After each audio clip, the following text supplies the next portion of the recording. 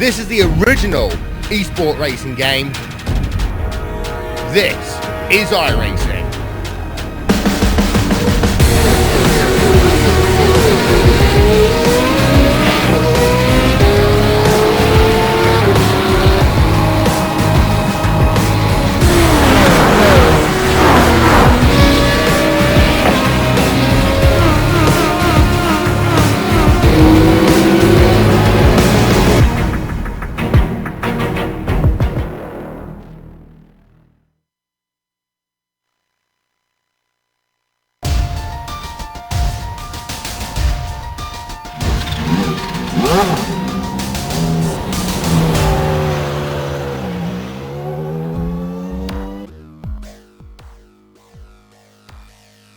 It's a different car, but a familiar story nonetheless. The first two rounds have been won by two of the drivers who wound up winning many of the races in the Radical, Overbay and Padavani. But a track like Motorsport is notorious for not playing nice. Limited runoff, fast corners, and few passing zones will make this a challenge with today's large field. Could this bring a new face to the forefront to this battle? We'll find out soon as we get ready to watch round 3 of the PRL Formula 3 Series, and you'll see it all live here on the Global SimRacing Channel and the iRacing Esports Network. Hi, I'm Joe Peak, and with me in the booth is Adam Young. Behind the scenes is our director, Sean Crackers Ambrose, and he's using cameras provided by Dougie Beard. Adam, we saw the GTE cars race here on Tuesday. Now it's the open wheelers' turn. Yeah, you know, and I tell you, if I ever had to race Motorsport in real life, I'd probably would want some fenders. But no, we're going to take these F3s around here for today. Track's going to get slick as the race goes along, so it's going to be interesting. And we are, of course, running the 2.5 mile Motorsport, or just under 4 kilometers if you look at that measurement, 10 turns here in Ontario for today. So this track's very famous. There's a saying that you don't hit anything soft at Motorsport. Well, let's just see what kind of limited runoff they do have here as we take a lap around the GSRC F3 car.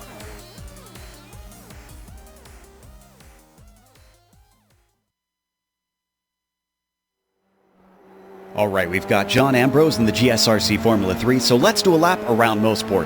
Turn 1 is simple in these cars. Keep your foot in it. Stay flat out. Don't take too much exit curb, and then get back across to the right for Clayton. If you have the guts, there's no brakes needed, only a lift over this blind double apexer. Just know if it goes wrong, it's likely to do so in a big way. Once again, you've got to switch sides, and finally you'll apply some brakes for Quebec, but not a lot. As you can imagine, passing is likely to be difficult here. Do your best to get a good run off of this long right-hander, because now, as we fly through 4, you're coming up to the braking for Moss Hairpin. Overtakes can be possible, but the compression at the bottom of the hill makes it a very short braking zone. It's much better to focus on getting a good exit because of the long run up the Andretti Straight. Not only is it quite a climb uphill, but these cars give off a pretty big slipstream, making everyone vulnerable to attack. The majority of pass attempts will probably happen or start here. However, if you're side by side by the time you come to the S's, it's going to be a game of chicken. This is yet another corner where all you need is a lift going in, but drivers on the outside can sometimes hang on and have the inside for turn 9 where you'll finally be braking. Each successive corner tightens up until eventually you come to whites. Beware of the inside curb, carry your momentum, and hopefully you've now finished a lap around Motorsport.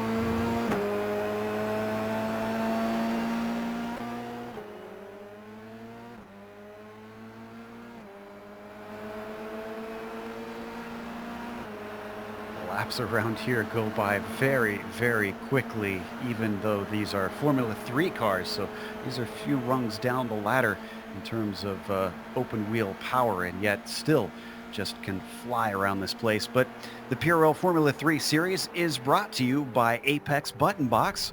This season, all drivers who complete at least 8 races will be entered into a random drawing to receive a free button box. It is Apex Button Box's goal to be able to provide an affordable, reliable button box to those who do not have the time or materials to create their own. To find out how you can get your hands on one, check them out at facebook.com/Apex Button Box. Big thanks to them for sponsoring this season. And let's take a glance at the points situation, of course. Well, take a glance, I should say. Let's listen to them here real quick. The leader of the points right now with 1 win in his hand is Jefferson Padavani. Behind him, One win in his hand is Michael Overbay. Only 5 points separate the two of them. And then 1 point back from them, Jose Malbron, still very close in it in third. From there, Montini and Kita, of all people. Usually we expect to see Takeshi finish, maybe 15, 16, somewhere around there most races. Well, he is certainly a fast driver here in the Formula 3, so we'll see how he fares today. In the meantime, what about the Teams Championship? Adam, how's that looking? Yeah, well, no surprise, considering the fact that Padavani, Overbay, and Malbron are all racing for Alpine Stars, Geodesic Racing. Well, Geodesic Racing is at the front of those standings. They have a pretty good 50-point lead over Crash for Cash. God, I love that name. And then in third place, Taizing New Master Team. They're 71 points off the lead, but only 21 points off second place. Leadfoot Racing is sitting in fourth, and Rincon V Racers are sitting in fifth. Should tell you that there's only 12 points that separate third through fifth. So those battles are going to be pretty tight here, especially as we start entering the mid part of the season. And if you haven't watched this series before, well, it is a timed race. So 45 minutes that they'll be running out here in these cars. And we should note that they have no spare car as well. So these drivers need to take care of their equipment. We talked about, Adam said, there's very few soft things to hit around here. Well, I got to tell you that you really don't want to damage your car because you got to come in and get it repaired. Of course, also, there is an incident limit at 24. Now, granted, you're not going to have too many offs in the grass for those and be able to come away with a whole car. So, again, got to keep your stuff together. As always, this series is brought to you on the iRacing Esports Network. Make sure and subscribe when you get an opportunity. All you got to do is go to their YouTube page, click on the big red button that says subscribe, which will be red if you haven't clicked it yet, and then you'll get all of this PRL Formula 3 series in your YouTube feed. On track right now, drivers are out and qualifying, and Kevin Santana is up at the front, continuing his turn of speed in these cars. Andre Espinoza currently flanking him. But I think one of the talking points is you're not going to be able to get away from people just by being up at the front here, because I said something in my intro, Adam. There is a lot of cars here for such a short lap. You know, there is. And being for such a short lap and a relatively short course, there's a lot of drafting that goes on here. So, it's lap traffic's going to play a role, and it's going to be hard to get away from the guy because they'll be able to draft up to you too. So right now, looking at Santana over top of Espinoza, I mean, there's not even a tenth of a second there to separate those two. Now, when we get into the racetrack, we get in a race situation, that's going to even out. But, I don't think that's going to even out very well at all. In fact, looking more at practice times here today, David Holland set a great practice time. We're going to go ahead and nix him as an outlier and look at second place on down. And second place on down, I mean, you've got four cars that were within a tenth of a second each other. So second, third, fourth, fifth in practice, all within a tenth of a second. So that's going to play a role here today, in addition to the lap traffic. A few passing zones here for today. I mean, really only have two, and that being Moss and going over to turn 8. It's going to be tight. They widened this track back a couple decades ago, bringing it out to the normal FIA length, width. But at the same time, when you get out there racing with this many cars on the track, it's going to narrow up in a hurry. Yeah, certainly, especially with how fast some of these corners are. I can't imagine there's too many different lines that you can take. Santana ups his fastest lap, extends the pole farther away from the 87 of Espinoza by about a tenth now, just under a tenth officially between the two of them. I'm kind of waiting to see Overbay to get a little bit higher up because he looked pretty fast in practice. Same thing with Padavani as well, didn't look too slow, at least in the warm-up. So I'm kind of surprised to see they haven't put themselves higher than 9th for Overbay. And actually, where is Padavani? Trying to figure out where he is currently gridded. Looks like 11th. Wow.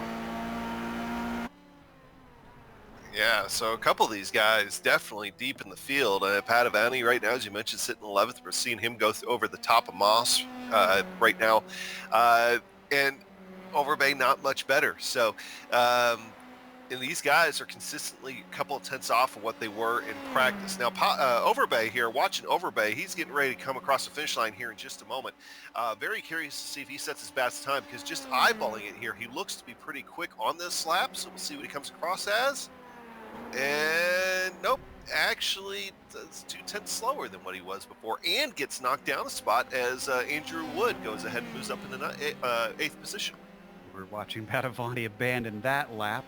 They can get back out and put a couple more in, since the laps are just over a minute long. They've just got to hustle and get out there now, though, if they want the most of the opportunity. Espinosa's last lap did not count, so he must have been on a warm-up for him as he comes around Quebec and starts to head steeply downhill through turn 4. Now, we were listening to them talk about turn 4 before the race, and this sounds like it's going to be a little bit of a danger zone for the drivers. Yeah, there's a very well-known area where you can hit and it will damage your car, especially cars that are low to the ground, like an open wheel F3 machine. You may not even know it from the cockpit, but all of a sudden you're going to be going slower, particularly down the straights, as it damages your under tray of the vehicle, ruins your ground effects, all that kind of stuff. I've seen it here numerous times in anything that's low slung. Most famous to me of which is the Nissan GTP that you'll see in the Camel GT series. That's notorious for messing up the front end of those machines. So that'll be something that we'll watch here as F4. If you see any cars with wing damage and don't know where they made contact, it might be a little bit of a bump in going up into 4 that causes it. We'll keep an eye out for that. We rode on board with Espinosa as you were talking. His last lap was not faster, 3/10 slower than his best. And on top of it, Kevin Santana has just about extended it to 2/10 above Andre at this point. So the 666 has figured out something at this track that everybody else has not. And I think Santana is abandoning his current lap and has towed, so he is done for the day with qualifying. He can't get out to start a new flyer. It is now up to everybody else to try and go faster than him. Francisco Montini, currently sitting in 4th and coming through the S's, he could have an opportunity. He's only 2.5 tenths behind Santana. Yeah, definitely going to try to push it here, but see what he got. No, that was an out one, looks like. Yeah, it's out lap. Okay, so, but still though, I mean, that's a minute, 10 seconds here. Qualifying's coming to a close, but since he's able to start the lap, he should be able to finish it here as well. Yes, still has this one more to go. Watching Andrew Wood, who currently sits in 8th position. And I was watching Jefferson Padavani just start a lap, so we'll check him a little bit later as the checkered flag just now comes out. So drivers are now finishing their qualifying. They're able to complete this hot lap that they're on. Jay Steffi down in 17th, going to be the first to cross. He does not improve his time. Looks like Aaron Webb also not going to be able to improve. Andrew Wood, though, who we continue to watch, sitting in 8th, just at the end of his lap. His fastest is a 109.4. He comes up to White's, gives a little bit of berth to that inside curb, crosses the line, and does not go faster. Francisco Montini not happy with his last lap. He comes in, so does Gritzko. Andy Spicer going to try and complete this one. He sits in 15th currently at 109.9. Does not go any faster. A 110.2, well slower for him on that last lap. Cristelli improves up to 12th. Just a touch, but hey, I'll take a touch. That's another position. Padavani crosses. He does go faster. Hebert's trying to get himself out of the back end of the field here and does not improve his time. So Padavani loses it, so we can count him out. Well, he's already taken a checkered flag. Yeah, right. He wasn't coming around. Yeah, and, so you're right. And he did set a faster time, but he only put himself up to 11th, just behind his teammate, Michael Overbay. I do not see anybody else out on track, so it is time to go to our starting grid for today. Kevin Santana on the pole. What can he do with this? Could he be the third different driver to win in the first 3 races? Espinosa's going to try to stop him from the outside of the front row. David Holland will be starting in third with Francisco Montini in P4. Nicholas Delp starts in 5th position with Federico Montini, P6. Then it's Christian Gritzko in 7th, followed by Andrew Wood in 8th. Jose Malbron, 3rd in the points, but all the way down in 9th in the qualifying, is followed by Michael Overbay, who will round out our top 10. Yeah, and starting in the 11th position here for today in row 6, you'll find your points leader, Jefferson Padavani. Alongside him, Jerome Bartholomew.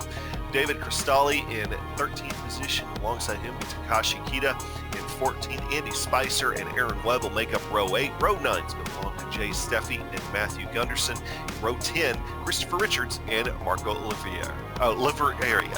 It's okay. Eric Luke starts 21st with Mike Richter in 22nd. Charles Sumner will be P23. Karsten Quint in 24th as we start to get around White's Corner where they're doing this standing start, by the way. Paul Wildridge will be there too in 25th. Tyler Gore in 26th and Phil Gilman in 27th position. Then it's Daniel Barnett, P28, David Hebert in 29th, and Scotty Zirk in 30th. From there, all the drivers behind did not get a lap in. Owen McLaughlin looks like he's not in the session. Not sure that he's going to be able to take the start. Mark Feil is here. He'll be 31st. And Craig Holden is in 32nd. So with that, we're waiting for the rest of the field to grid up.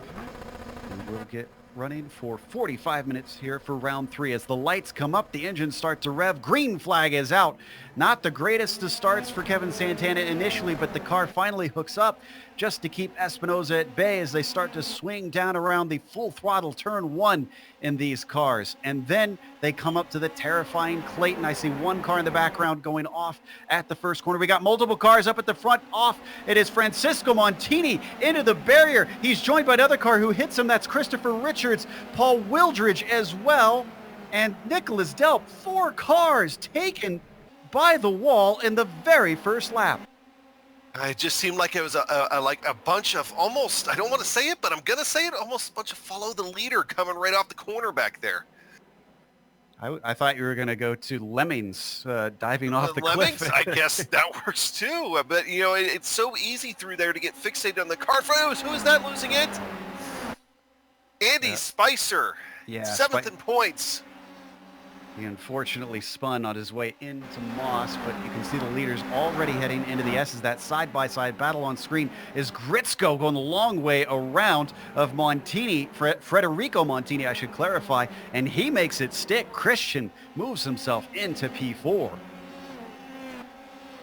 Kevin Santana has been able to build himself up just a little bit of a lead. He's not out of that draft at all, but David Holland is going to be able to take that second place away from Andres Espinosa and still remain in the draft. Your leader, Kevin Santana, there running in 4th right now. Christian Gritzko and Federico Montini running 5th. And Holland did that on the front stretch. Not often that you see passes like that, especially in cars like these along that portion of the circuit. So Holland has got the bit between his teeth. Now, can he try and run down Santana now that he has clear air between himself and the leader? And a mistake like that will definitely help. In fact, Santana is in the wall. He's off the track. He gets it going once again, but he definitely hit the concrete. That changes things a little bit. We're going to go on board here with Kevin Santana. It just looks like the back end just kind of wants to break around on him coming out of the Moss section there and backs it into the concrete. They warned the drivers the first few laps, these tires are going to feel very cold and slippery, and I think he suffered from that one. And ooh, that car has got way more damage now that he's lost it through the S's. So that is going to be it for him. Holland sets the fastest lap of the race up at the front and starts to pull away from Espinosa. Meanwhile, Wood and Padavani seem to have traded positions, and now Padavani almost gets into the car of Kita, who also finds the wall. That tire barrier tore up the left side of his car. let's watch it from above. Did he actually push him off, or did Kita just react and hard to tell from that angle there.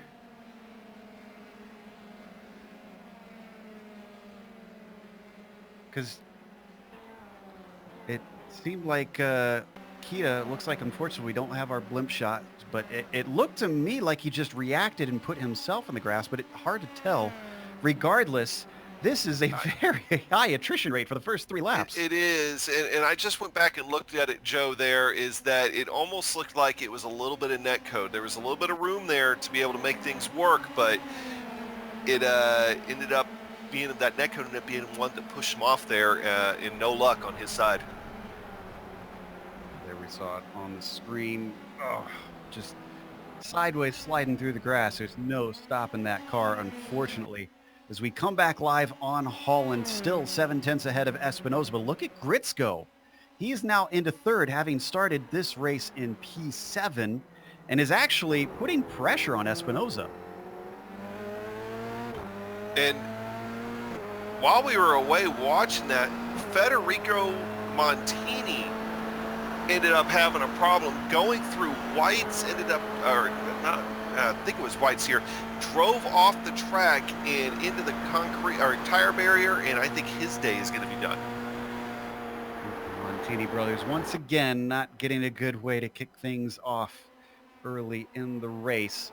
So we continue to watch our podium, which I should also mention, behind Gritzko, it is a long way to 4th place Malbron, who's still giving chase, and actually is in a nice little battle himself with Wood.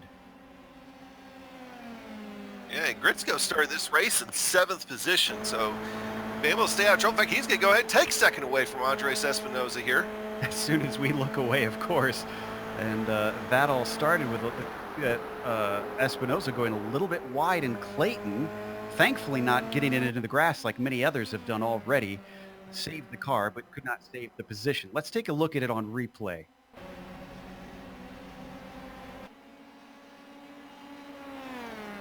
A little wide.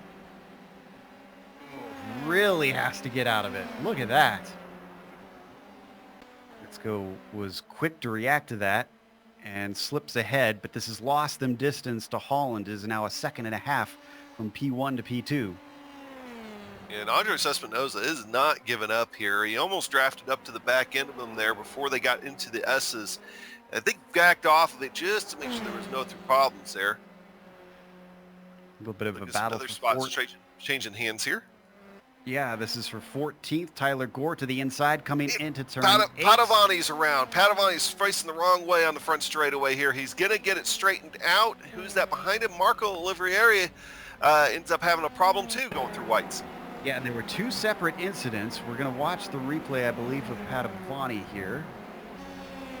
Ooh, that looks like curbing. It does, and that concrete definitely twisted that nose. Now that nose would be repairable if he can hang on here for a little while.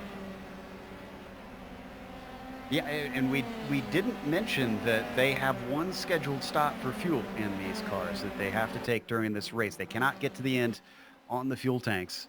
So we will have an opportunity to come in and not lose too much, since everybody else will have to come in as well. But you can see Padovani now down to 11th after gaining a few by the attrition that's been going on.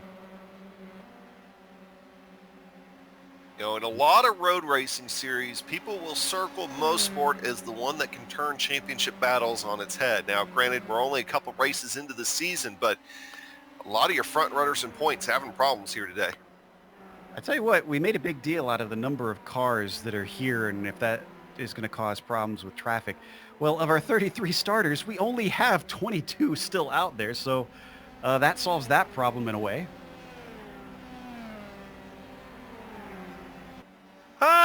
I think we'll still have some issues later. Undoubtedly. They did even, in the drivers' meeting before the race, warn the drivers to obey the blue flags and be nice to those leaders when they come up behind them. So watch the run down into turn 4. In fact, our leader... Go ahead. Our leader, David Holland, has just passed the first lap car of the race. I mean, Phil Gilman. He's out there running in 25th position, 2 laps down, but the leaders have already caught him. Yeah, looks like Gritzko is going to very quickly catch them as well. And Tyler Gore has also had an issue in Moss. Now, he took a tow. I'm assuming he's had some big damage. Oh, yes, he is. We'll see on the replay here. And he's joined by Marco again. Oh, yeah. Oh, boy. Marco was just put out of his misery there. I think this is, once again, two separate incidents. Well, it was, except Marco ended up joining the incident here. He's going to run off, going up into whites. He's going to put a wheel off, and he's going to end up catching that disabled car that's on the side there. Almost launches him up into the concrete. Yeah, it did. And unfortunately for Marco, this was something of a home race. One of our Canadian drivers, many of them in this series, unfortunately, have exited early already. So make that now, I believe, 19 cars left instead. Whew, this one has bitten a lot of people. David Holland is not one who has fallen victim quite yet. He is still leading and nearly by 3 seconds over Christian Gritzko. Now, Gritzko was one of the drivers who managed to win in the Radical. I'm sure he'd love to pair that with a win here in the Formula 3, but he's going to have to pick up the pace if he wants to get it today. You know, and let's go ahead and give a shout out to two guys here that they're running in the back of the cars that are running, but they are still running, and for the most part clean. They've been able to avoid all the trouble happening around them. David Hedbert, who we went to in the qualifying session, tried to get out of the back of the field. He couldn't do it, but he's already moved up from 29th to 15th with the attrition going on around him. And in front of him is Mark Feil, who's running in 13th position. He started this race in 31st. So two big movers right there. I guess if you keep it on the black stuff and keep it clean, then eventually it should come your way at a place like this. So kudos to both of them as we watch Mark Feil work his way down through turn 4 into Moss up to 13th position, and actually potentially could get another because he's not too far behind 12th place driver Mike Richter in the number 51. You could see him chasing him up the Mario Andretti straight. Not close enough for a draft, but we'll see what the next few laps hold.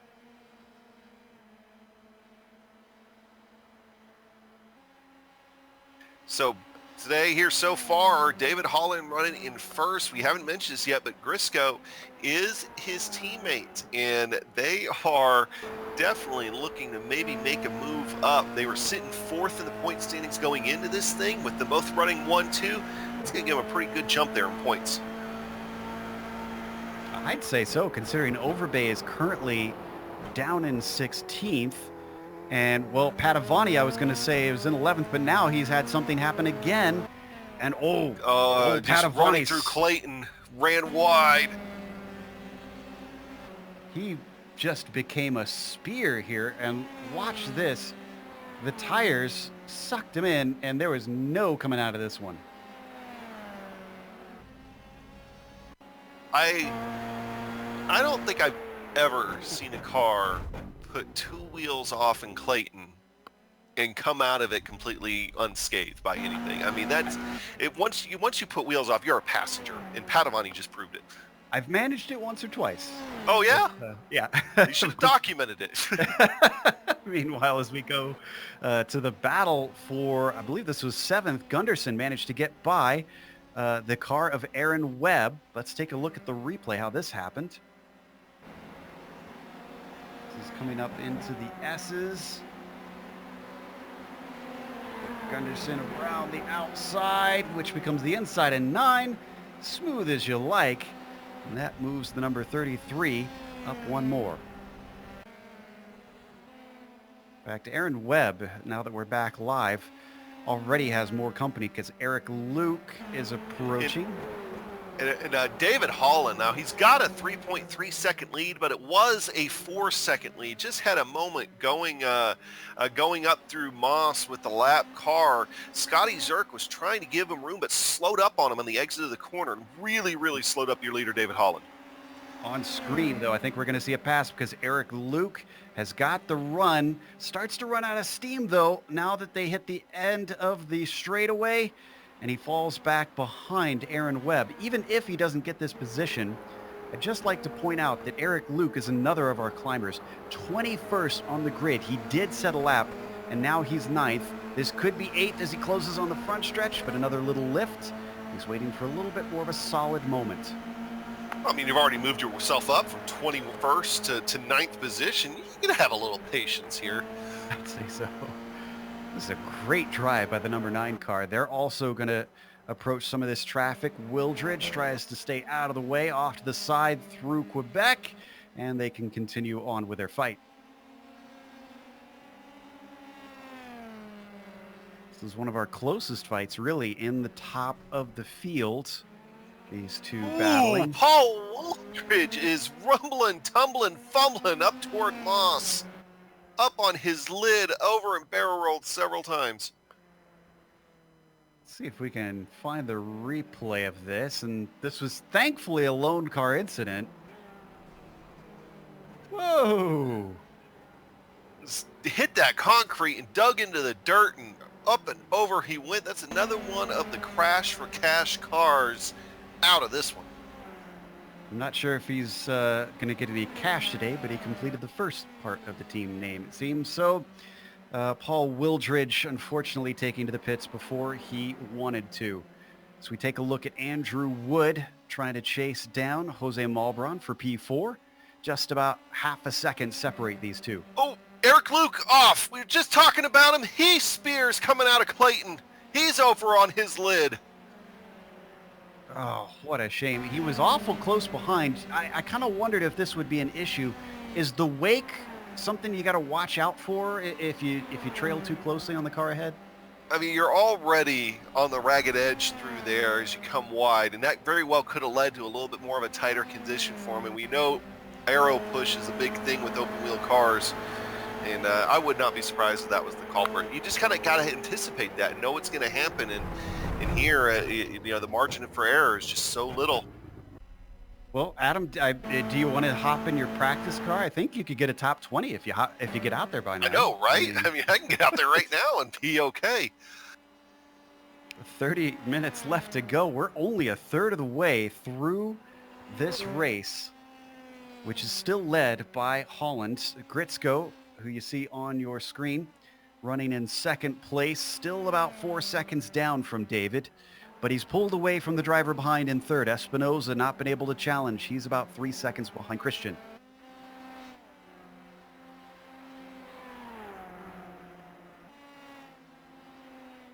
So the chase is still on for our podium, but they've got to close up if they want to make it a little bit more intense. On screen right now, we're watching Mark Feil being chased by Mike Richter.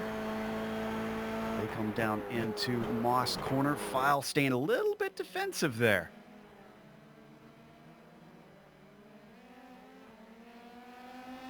Now on to the Mario Andretti straight. I think Richter's got a decent run.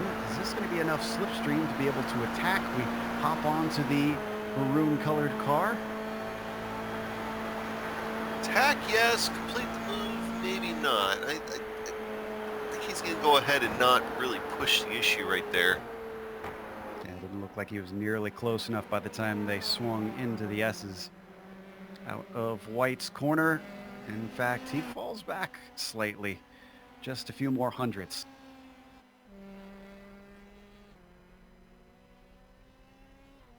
So looks like Scotty Zerk, judging by his car, has found the wall as well. We're going to see this at the end of the back stretch coming into turn 8. You can see him coming off of Moss here in the replay up the Mario Andretti straight.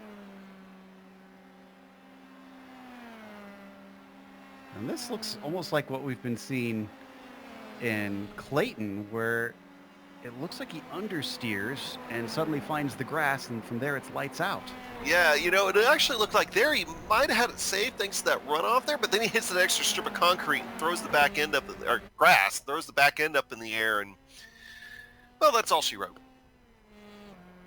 So who all do we even have left now? We've got 14 cars on the lead lap, but we do have a few still running around who've been put a few laps down. Looks like Holden and Guillaume have repaired their cars and gotten back out. So that leaves us with 16, if I'm not mistaken. That is half the field that started this when the green dropped. On screen, this is Malbron and Wood still fighting for 4th place.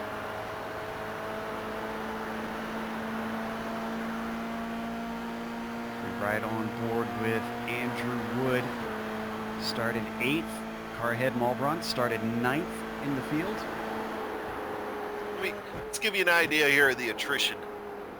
Out of your top 10 in points, the only 2 that I think are still running are David Holland, of course, he's leading right now, and Jose Malbron, who's running in 4th.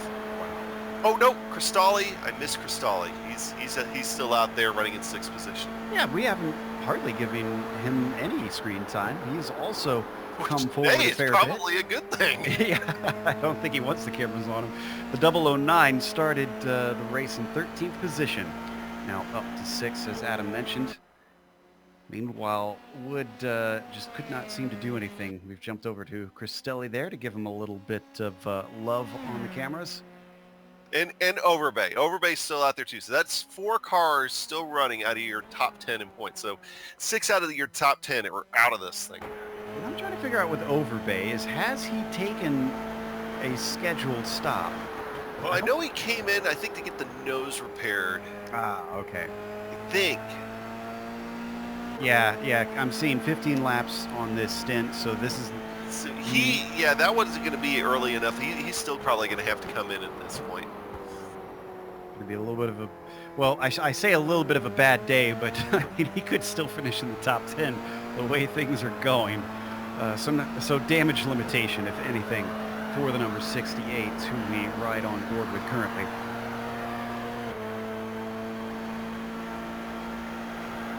I say damage limitation, but he's actually one of the quicker cars out there right now. Oh, Andres Espinosa, he's in the grass. Is he able to keep it out of anything? He is. He's going to lose a couple spots, but he survives. Wow. This looked very similar to Wildridge. Let's look at the replay. And, you know, we talked about those bumps on the way down through turn 4. I wonder if he found one. Yeah, look at that. Great heads up, though. He kept it pointed forward, stayed calm, and got it wound up. It really looks like either... No, he went over that bump that we're talking about. It's a little asphalt patch right there. Back end kind of hopped a little bit, and next thing he knows, he has that left front wheel in the grass, and he's trying to hang on. This shuffles him down into P5. Malbron now moves on to the podium. So he's in 3rd, but how long can he hold on to it? Because Andrew Wood is going to be even thirstier, I think, to try and steal that away. And in fact, he's getting closer now. This is the closest we've seen Andrew Wood.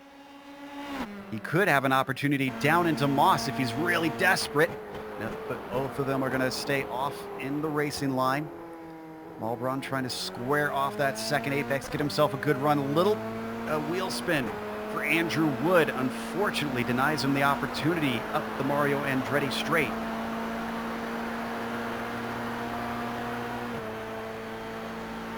So he's got to collect himself and try again later.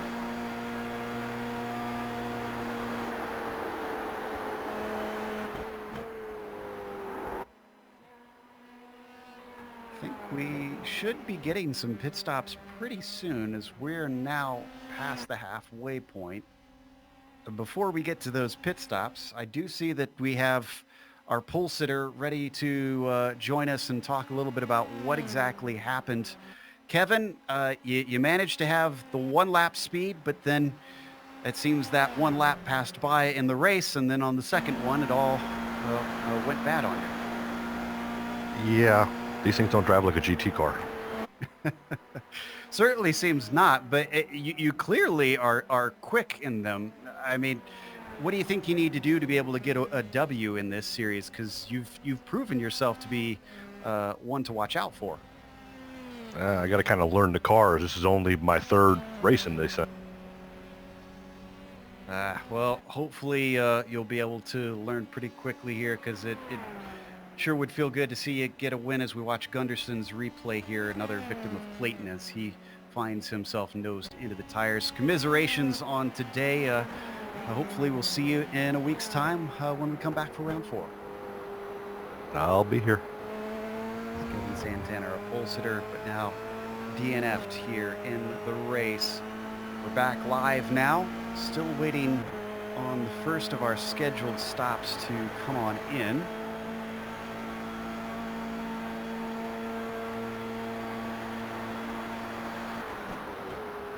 Pretty much the only car I've seen actually come in for what looked like a scheduled stop was Charles Summer. I believe that'll place him being now the first car 1 lap down. Well, no, actually, Haber is in front of him. They're actually racing for position 1 lap down. Yeah, and Sumner was the one I was just mentioning, saying we got a battle for 12th. David, just ahead of him, manages to get a much better exit off of Moss to keep him back. But if you're right, and I think you are, yeah, about 5 seconds in his pit stall, Charles is going to want to try and put David behind him very quickly, since Hebert is not yet pitted.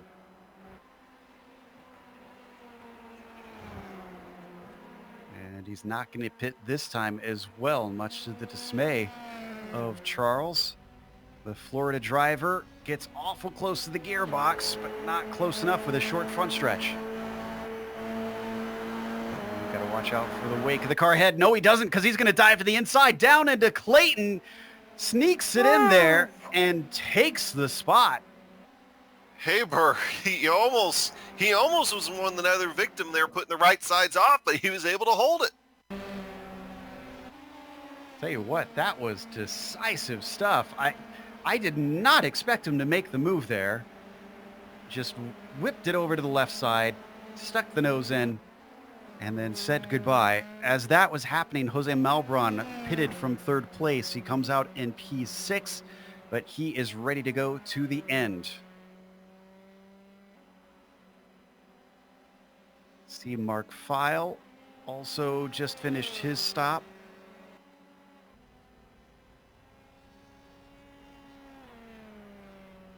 Pit stops very, very quick in these Formula 3 cars. Just a dash of fuel, and then you're back out and gone.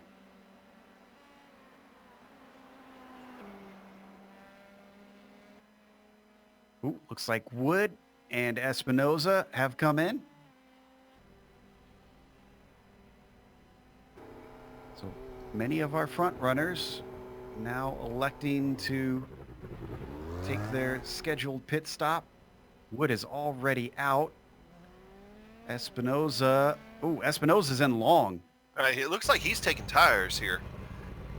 And I think I saw something happen on his right front wing there, so I think maybe he was getting a wing repair also. Yeah, I guess he maybe knew that he was lacking that and figured if he's going to be in there long, might as well take those tires. Webb finishes his pit stop. Looks like he will return around 10th place. Our highest pitter currently is Andrew Wood, who sits in P4. Now, did Wood jump Malbron in the pits, though? Wasn't Malbron ahead of him? I believe that's the case. I think Andrew managed to get him in the pit stops. And get him actually by a pretty good margin. Yeah, I'm looking at the pit comparison, and they're not drastically different. In fact, they're incredibly similar. So Wood did this one simply by the leapfrog, just by pace out on track. Well, take it any way you can get it. Not going to complain about it. Well, I think this is very deserved, honestly. Yeah. I mean, look at how quickly he's dropped him. He's continuing to pull away. Malbron is now 1.3 seconds behind. So Wood was playing the patient game. Okay, so I'm comparing his in-lap here, and Andrew Wood's in-lap was, it looks like 7/10 of a second faster than Malbron. Wow. And what's your difference out on track right now? About 1.6 now. So yeah, there you go. Man, he turned up the wick on that one then. He really was being held up by Malbron.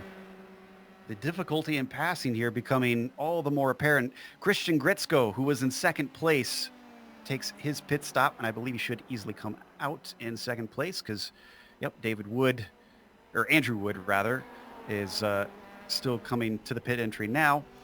David Cristelli also now in and taking his stop. Very few drivers left that need to come in for fuel. Cristelli back out. Jay Steffi also in. We're now waiting on Holland and Hebert. Holland's going to oblige. In comes our leader. Another spot where he should definitely not lose anything here. Now you talk about somebody that's turned up the wick. Once he started to separate, he really started just setting consistent low and mid 109s, and just set sail. I mean, unless something drastic happens here, it's going to be a 1-2 for Leadfoot Racing. No doubt Holland is back out on the track, and unfortunate for Gritzko, he's got lap traffic in front of him and has been held up slightly. Now, he wouldn't have been all that close in the first place. Now you could see that car getting out of the way. That was a Bear, actually, who were also waiting to pit. Oh, here once again getting really close to that grass. Flirting with disaster. The number 16 able to live another day. Let's watch this one once more. That's about his 6th or 7th life, I think, at this point. He came in a little bit offline, and he got the wake from the car head to boot, so that certainly didn't help. A great heads up by the Mid-South driver to not lose the car. Eventually, though, he's going to have to come in and take some fuel because he still hasn't come in. Everybody else has. So I think now that we've got a sense of our gaps, why don't we start to run down through the top 10 with this 14 minutes left to go. David Holland is our leader, and he started this race in third place. He's now up to first after those around him fell by the wayside. He passed his teammate, who's behind him now, by a pretty big gap of 9 seconds. Christian Gritzko, who himself qualified 7th and has managed to show that this is going to be a deserved second place, considering how solidly he has pulled away from the rest of the field. He's also 9 seconds ahead of the next car. Andrew Wood completing the podium. He was incredibly patient, waiting behind Jose Malbron for a long time before the pit stops happened. Finally pumped in a good lap or two, and then jumped him in the pit stops to take third away. Malbron himself is still within touching distance. Actually, he's closed the gap slightly since we last looked. I wonder if this is due to traffic, since we just saw them go by a car. But he's about a second behind Andrew Wood. Malbron still will be taking home some good points. 5th place is Andre Espinoza. Then you get to some really big gaps, 12.5 seconds back to the number 87 car, who started on the front row, not performing as well here in the race. Adam, what do the next 5 look like? Yeah, looking at from 6th position on now, find now Michael Overbay, who's been able to recover into 6th position. He found himself well down in the running order earlier, but we do believe he's going to have to make another pit stop before the end of this thing, as trouble struck him early.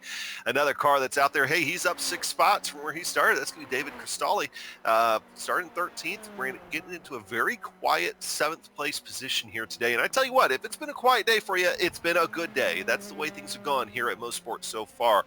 Mike Richter, he's going to be, Aaron Webb now going to be in 8th position, as there's Overbay making his stop as we're watching Cristelli jump up to 6th. So now your new eventual 7th position is going to be Aaron Webb. He started the day in 16th position. He's got a clean car out there so far. Mike Richter, trying to move up now into 9th position as Overbay is now rolling off of his pit stop. That'll be the only time we see him down pit, or not last time we see him down pit road here for today, as you're looking at Aaron Webb go around him there on pit exit. There's Mike Richter, one of our big movers, started the day in 22nd position, be able to keep a clean car.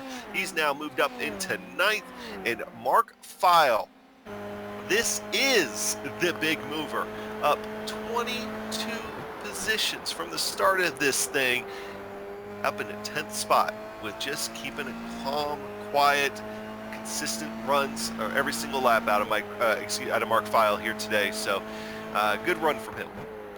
Just because I'm pretty sure that Bill Zahn is probably watching and asking, but did he qualify? The unfortunate answer is no, he did not qualify. So File did come from the back of the grid regardless. And I think it's all about how you finish the race, not about how you start. File is proving that here today. A note about Overbay as well. He settled into 8th place when all was said and done. Oh, and a car ahead of him spinning. That's Aaron Webb. Make that 7th place. The number 85 pointing the wrong way on the front stretch. Ooh, just hop that inside curb a little bit coming out of the last corner there, and just around he went. Overbay was probably thinking there, not again, as he was seeing that car on the inside. Let's watch from on board. He also touched the concrete wall twice, it looks like.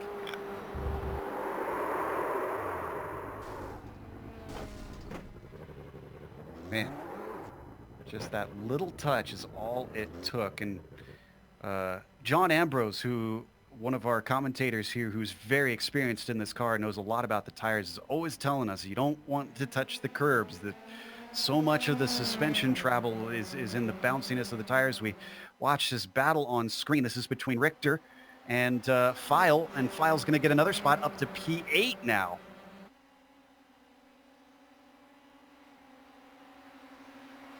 Flicking them off one by one. Just unreal. He should Now, have got a they do have the leader just behind him. David Holland is coming up behind him. Oh, is Mike Richter. He has to go the outside of Mike Richter through the S's, David Holland does. And next up will be Mark File. And don't forget Jay Steffi. That is a battle for position with Mike Richter. So he caught up because of him trying to let the leaders through and be nice. They do have Gunderson just behind them. You'll see flashes of him, but that is not for position. Richter and Steffi are trying to settle P9. Richter runs in that maroon and black machine. Steffi and the green, white, and black. This is our closest fight on the track. Most of the front of the field are spreading apart.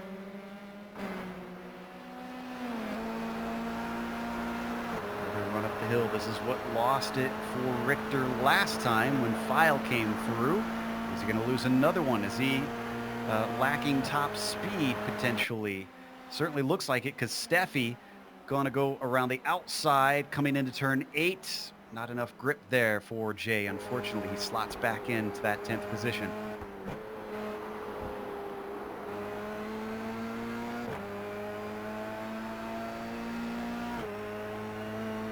Eight minutes left to go on the clock for Aaron Webb, after his damage eventually decided it was too difficult of a car to handle. He's taken it into the pits and has been getting repairs for a couple minutes now. He could yet still come back out. I don't think he hit it that hard, but we'll have to wait and see. Looked like there could have been some suspension damage when he did hit that concrete, so. It was really unfortunate after the race that he was running. Meanwhile, battle on screen continues. Jay Steffi hounding Mike Richter. Last time we saw him really gain once the speed came up on this Mario Andretti straight, and it's happening again. I'm starting to wonder if the 51 has some aero damage. Yeah, it doesn't seem like his top end is there at all. And And really, it started, you know, right around the time he went for the pit stop, quicker. He took White's corner very poorly. This has allowed Steffi to get right underneath him. He thinks about it down into Clayton, but we're not going to see a repeat of the move that we saw before, unfortunately. So he comes back and sets him up, coming through Quebec, falls off slightly. We ride on board with Richter looking over his rear wing. And just so people know, the two cars that are coming up on Steffi that you see behind the green and white car, those are not for position. That's 14th place Matthew Gunderson and your second place runner Christian Gritz. He's a lot closer coming off the corner this time. Look at the weaving that Mike Richter is doing. He knows that he's going to be a sitting duck, and he's trying to break as much of that draft as he can. Steffi has been forced to the outside once more. And this time he's going to be brave about it. He doesn't even have to wait for the inside coming into turn 9. He takes it away before then. Jay Steffi up to 9th place with a solid move.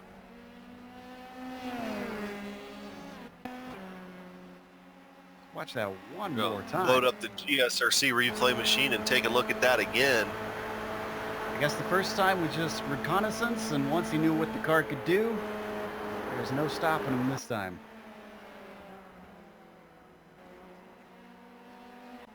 Richter stays within about half a second, but I have a feeling that as soon as they get onto that Andretti straight, we're going to see Jay Steffi start to pull away. A little bit of a battle brewing for P5, too. Andre Espinoza has the 009 of David Cristelli getting very close. He himself is within half a second. Espinoza, one of the few drivers who's actually still racing that has fallen backwards. Almost everybody else has gained positions here today.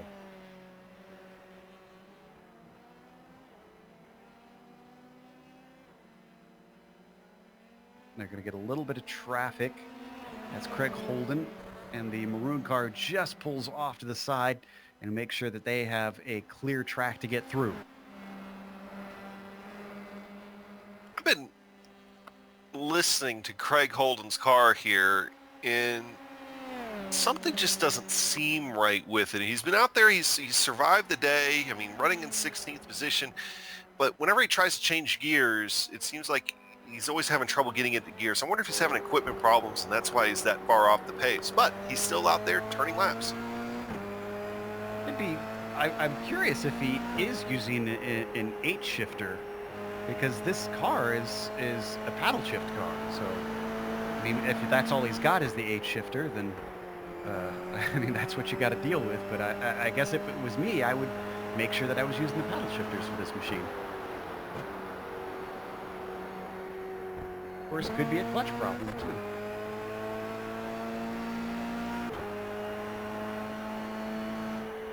Good catch on sound there, Adam. I hadn't noticed that. We'll jump away from him and save him the embarrassment, because P5 is still looking rather enticing. Cristelli now closing it into 0.3 of a second. He's going to start to feel that draft coming up the Andretti straight. Wow, look at that, though. He comes up on him in a hurry, and another pass on the outside, but this time well before they get to turn 8. Cristelli now into the top 5. I really like how everybody's just trying to make their own passing zone through there, and it's working. I did not expect him to gather up to the rear of that car that quickly. We've seen a little bit of slipstream, but nothing that dramatic. Let's watch on board.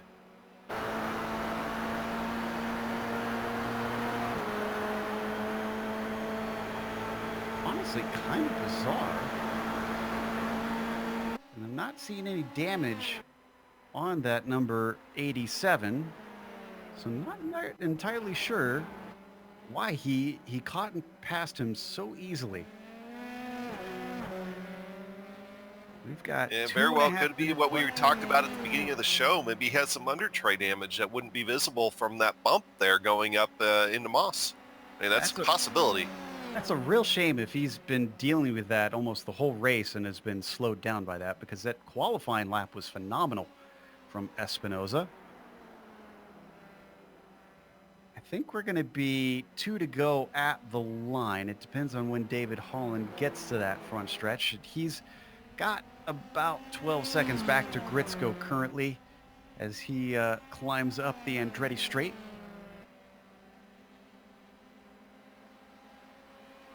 Keeping half an eye on this battle for fifth, because Espinoza is staying there with Cristelli. Good news for Aaron Webb fans. He did manage to get the car repaired and back out. Can confirm it is 2 laps to go now. Holland just crossed the line with 1.5 minutes left. For now, all he has to worry about is the lap traffic ahead of him. That includes Guillaume that you see just there in front. And of course, avoiding any sort of self-made errors or necessarily hitting that bump down through 4.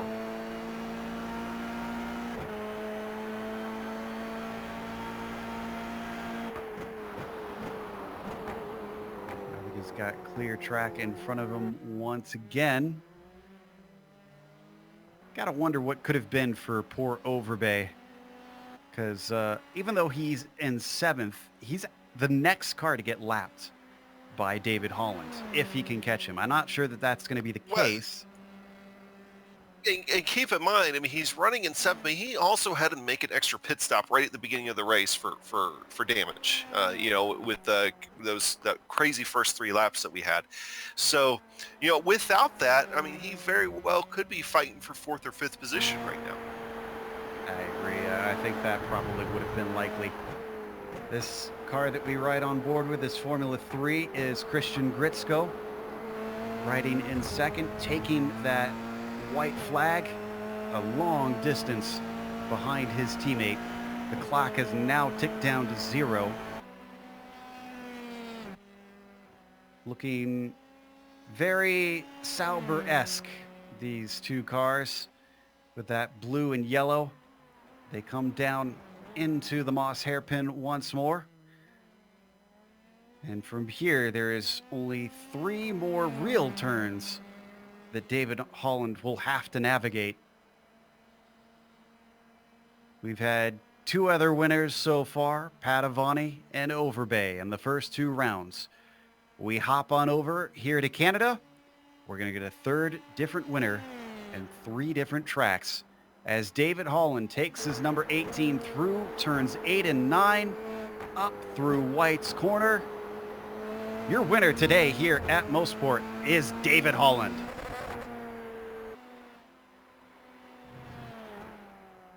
Gritzko should still be pretty pleased with this 2nd place, I think, considering where he qualified down in 7th. Earns points for his team, and Wood follows him home with a podium.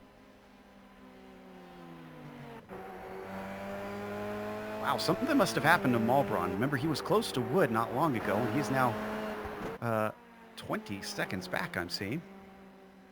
Yeah, his lap times dropped off significantly. Seems to have enough fuel because he's not sputtering to the line. Top 5 is going to be rounded out by Cristelli, who's still fending off Espinoza, but Espinoza has no answer. And then we mentioned it, last car in the lead lap is going to be Overbay. When a 7th is a bad day for you, though, that says something about the kind of pace that you can run. And that's going to close us up here at Canadian Tire Motorsports Park, but not for the broadcast. We'll have the unofficial results as well as driver interviews up next. But between then and now, you'll see all the upcoming races here on the GSRC.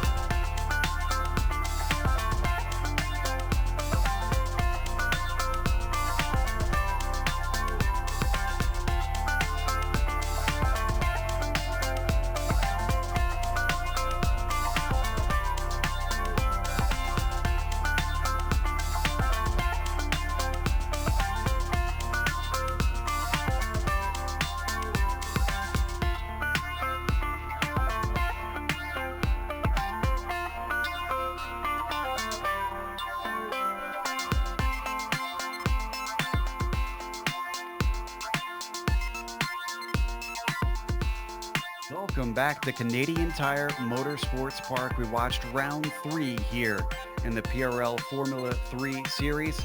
And as we take a look at the results, you might be looking at it and thinking that it is some sort of multi-class series based on the number of cars that finished on the lead lap. That's not the case. This was a single make series, single class, and David Holland won by about 13 seconds over the rest. Christian Gritzko took second behind him. It was a 1-2 for their team. So they are going to be moving up on that team's championship. Andrew Wood completes the podium with Jose Malbron following him home. And David Cristelli from 13th on the grid to a top 5 himself is no mean feat. Andre Espinoza, one of the few drivers to actually lose places, started front row, finishes 6th. He's followed by the only other car to finish on the lead lap, Michael Overbay, who did so impressively with an extra pit stop thrown in there, but he gets 7th place. Mark Feil takes 8th with Mike Richter finishing in P9. Charles Sumner rounds out your top 10. Jay Steffi is next in line in 11th with David Hebert in a P12. Aaron Webb had a big crash, had to come in, get repairs, and came back in 13th. Gunderson himself also took 14th back there. Phil Guillaume in P15, and then Craig Hodden in 16th. From there, you get to drivers who DNF today, and this is a long list. 17th, Eric Luke, Scotty Zerk, Paul Wildridge, Padavani, Gore, Oliveira, Montini, Kita, Spicer, Quint, Santana, Daniel Barnett, Nicholas Delp. This is just within the top 30, mind you. Francisco Montini, 30th. Christopher Richards, 31st. And Jerome Bertone, 32nd. McLaughlin was a did not start today. With that, we've got our winner ready to talk to us. David Holland has joined us in the booth. David, it looked like you were going to have a fight on your hands when the race first started, and then, well, things just kind of went your way. Yeah, they did. Man, got a great start, and then I think it was Santana ended up losing it coming out of Moss, and then I just, tried to keep it consistent, make my way through traffic, manage the tires, manage the fuel, and it all came together. Were you in communication with Gritzko during this race, since he's one of your teammates? Were you aware that you had a 1-2 going? Oh yeah, we knew what was going on, and I was hoping he'd be up there a little bit closer to give me a fight, but man, he ran a great race too. It may not look like it, but this track is a lot of work, and keeping it consistent and out of trouble here is tough to do. So congrats to. I think based on how many cars finished, we have an inkling of just how much hard work this place is. I mean, what's it like from your perspective in the cockpit? Because you had to deal with the same bumps and the same traffic everybody else had to. Yeah, exactly. And, it's kind of a shame because this track is actually a lot of fun. It just looks like for some reason it may just be a little bit too rough for these cars. And there are places where you can bottom out and it'll just send your car flying off track. You can also hit some hidden bumps and it'll do a little bit of damage to the car and you can lose a bunch of top end speed. So, you had to deal with it and be sure to drive around those. We'll drive around them, around a lot of other cars, lapped a good chunk of the field. Congratulations on the victory. You're winner number 3 this season. Thank you. I appreciate it. Thanks to all you guys at GSRC. Y'all are just doing an awesome job. Thanks to Apex Button Box as well. Got to thank the team, Leadfoot Racing. Put in a lot of time, got a nice setup under us. And of course, got to thank the wife for being a good sport. And shout out to my buddies in Midland, Texas. I know y'all have it up on the big screen. All right, that sounds like some good people to thank there. David Holland, our winner, was followed by Christian Gritzko, second place today. And David mentioned that he hoped Christian would be able to give him a fight. I think Christian probably felt the same, but looked like you did not have the pace of your teammate. No, definitely not. I mean, at the beginning, it seemed like maybe I can keep up with him, but I guess he was just more in tune with the car. I'm pretty sure we were running the exact same setup, but he was just better out with this car, and I couldn't keep up. Regardless, there were a number of drivers that you went by, whether it was a pass or they fell by the wayside, going from 7th to 2nd. That's got to feel good, knowing that you kind of survived where others did not. Oh, definitely. I probably only had one actual racing pass. The other passes that I made were just errors from the drivers going off track, and it's unfortunate that um, I don't know if the races were ended or not, but it would have been nice to have a little bit of a battle going up to the podium. But you know what, I'm not going to complain. It's second place, and it was really fun at the beginning of the race for me. Next week, we're going to almost the polar opposite of this place. Instead of a lot of grass runoff and punishing walls right next to the track, we've got the paved runoff of COTA. How do you feel about that circuit? Because it certainly seems to divide opinions. For me, in general, I do love it. It's got a little bit of everything. It is pretty challenging. Normally, I don't like S's on any track, especially at Silverstone, but for some reason, Coda, it just clicks with me. I really enjoy it. I've never experienced the track on iRacing, just in other simulators, but it's definitely one of my favorites, and I hope I can perform for that. Well, we'll see if you can manage to move one step up the podium into first next week. Congratulations with second today. Thank you very much, guys, and thank you for everything you guys are doing. We appreciate that. That was Christian Gritzko finishing in second. Behind him, it was Andrew Wood coming home in third. Wood had to deal with Jose Malbron, and we followed his progress through part of the race. Andrew, it seemed like after the pit stops, you had way better pace than Jose, considering you jumped him. Were you playing patient in the first half, or what was going on there? Yeah, I was running a setup that had a lot of downforce to it, so I actually really didn't have a lot of straight line speed, so Jose really was pulling me around the track.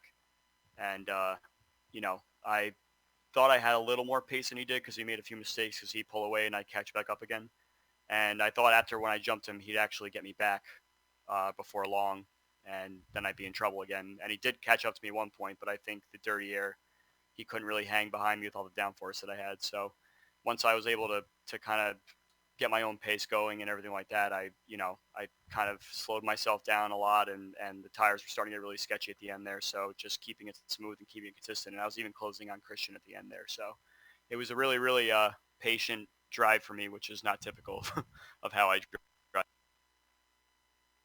Well, I'd say it paid off. Do you find yourself often running a little bit higher downforce than those around you at most tracks, or is that just specific here to Motorsport? Well, this track in particular, I had very little practice. I didn't have a lot of time to get on and run some laps, so I wanted a setup that I know I could drive and be comfortable with. So during the practice session, I tried a couple of tweaks to lower the downforce, but all it did was make me a little more uncomfortable. So I just stuck with it, and my strategy was to hopefully just stick with someone for the race and see where it would take me. I was hoping for a top 5, top 3 is even better. So it just all kind of played out the way that lucky for me, I suppose. Well, you also mentioned the tires at the end of the race, but at the start of the race, it did seem like a number of people struggled with a little bit of lack of temperature in them. Do you feel that's going to continue throughout the season? Is that sort of a feature you've noticed on this car to be consistent at the start of races? Yeah, the tires do take a lap or two to come in, but even bigger than the tires itself is all like the turbo or the aero wash that you get following a bunch of cars, especially turn 2 here. Like on lap 1, I did everything I could to just lift and try and make it through the corner and pray that I came out the other side. So yeah, I think people were probably having issues on the first lap, just coming in too hot and not realizing all the wash that was coming off the cars ahead of them, and therefore going into the grass and unfortunately ending it. Yeah, we counted at least 4 that went into the tires on that lap 1 through Clayton. Well, congratulations on third place from 8th on the grid. That'll be a nice haul of points. Yeah, definitely. It was definitely a lot of fun race tonight, and thank you guys for. Well, thank you very much. That was Andrew Wood, third place finisher here today, and I think that's going to close out our interviews for this broadcast and bring us to our thank yous and credits. A big thank you goes to our sponsor for this season, Apex Button Box. Again, if you want to check them out, see if you could get some of their wares, go to facebook.com/Apex Button Box and see what you can snag that'll help you in your sim racing. Also, check out iRacing on IESN. go to their YouTube page and click the big red button that says subscribe so that you can get all of the PRL Formula 3 series in your YouTube feed. Thanks goes out to the companies that provide the software and hardware for our broadcast listed here on your screen. And additional thanks go to June Lalonde, who provides our wonderful music. See the screen for how to get a hold of more of her great work. Thanks to the team today, Adam, Sean, and Dougie. If you'd like to find out more about GSRC, including upcoming races, you can find it at globalsimracingchannel.com. We're also on social media. Twitter is at GSR Channel, Facebook is Global SimRacing Channel, and Instagram is at GSRC_Graham. We mentioned it. We're heading over to Texas, down across the border for COTA. That'll be Thursday, July 18th at 9 p.m. Eastern. We also have upcoming races for other series listed on the screen, so check those out and mark them down on your calendar. But until next time, race clean, race hard. See you on the track.